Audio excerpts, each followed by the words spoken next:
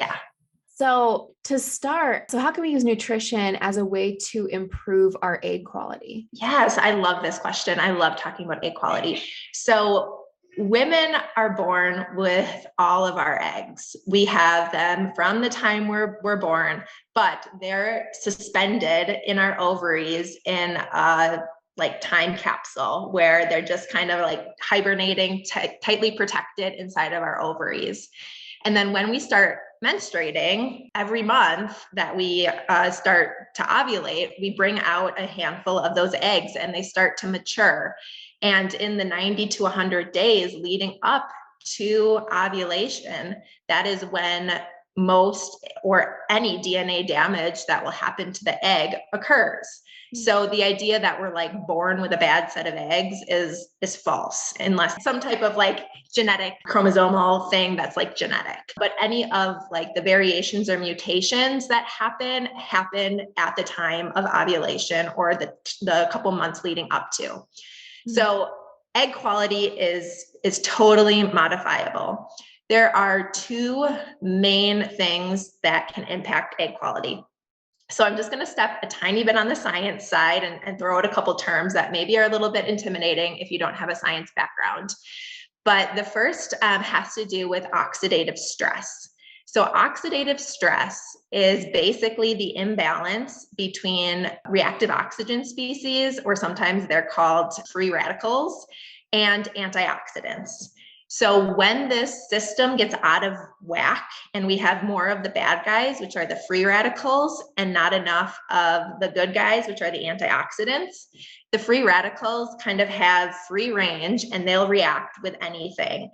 And when they react with things like our cell membranes or our DNA, they can cause damage. And that damage can't be fixed.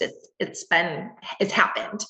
In most cases, eggs have a little bit of ability to repair. But so what we want to do, one way we can support egg health is by helping this oxidative stress situation by making sure that there is the correct ratio of antioxidants to free radicals.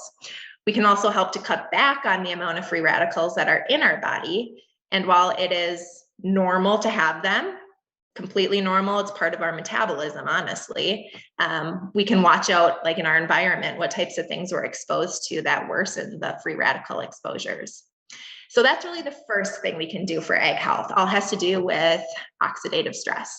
The second has to do with mitochondrial function. So again, another kind of big term, if you're not sciencey, and your mind might be going back to like 6th grade biology class. Yeah. But the mitochondria, for those who don't want to remember back to 6th grade, is the spot in our cell where all of our energy is produced. And those 3 months leading up to ovulation, where our egg is developing, is extremely energy heavy. Our eggs use a lot of energy to go through that final phase of development. And in those months where we're making all of this extra energy, basically, if we don't make enough of it, the cell division and growth doesn't happen properly. And there too, we can end up with some issues with the DNA material in the egg, which will make a less quality egg, less likely to get fertilized. If it is fertilized, less likely to implant. If it does do all of those things, it's more likely to end in a miscarriage. Unfortunately, it's our body's way of naturally weeding out a pregnancy that won't be viable for the full 9 months, or would put mom in danger if it did stay viable.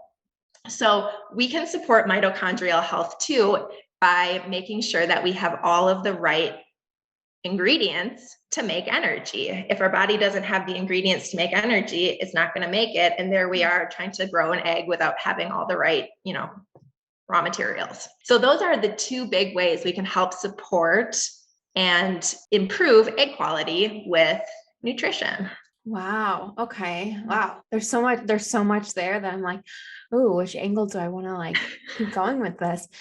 So you're talking about like energy, like feeding into that like mitochondrial energy, if I'm using that term correctly. I do feel like I'm like in sixth grade science. I'm like, oh, okay. But no, so like feeding, how do you feed that directly into that energy? Like, is this directly nutrition? I said it could be environment and nutrition. So what are some things that people can kind of look for in their diet that kind of feeds into that energy and helps with that? Yeah, great question. So what we're thinking about when it comes to mitochondrial health, like I said, is having basically the raw ingredients there. So one of the big ones that's actually incredibly well studied, and you may even hear this in like your doctor's office or OBGYN or reproductive endocrinologist, it's pretty well known, but CoQ10.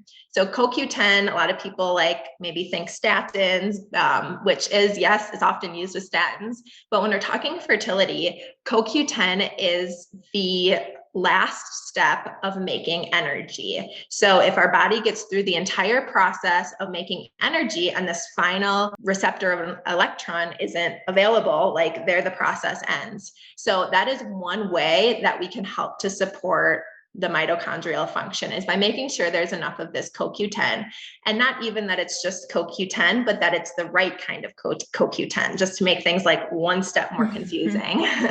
So there's different forms. There's CoQ10, which our body has to metabolize a bit to make it in the right form that we can use. You can also buy a supplement called ubiquinol, which is in its active form already, which means when you take it, it gets into your cells, it's ready to go. There's no more like metabolism or breakdown or activation that needs to happen.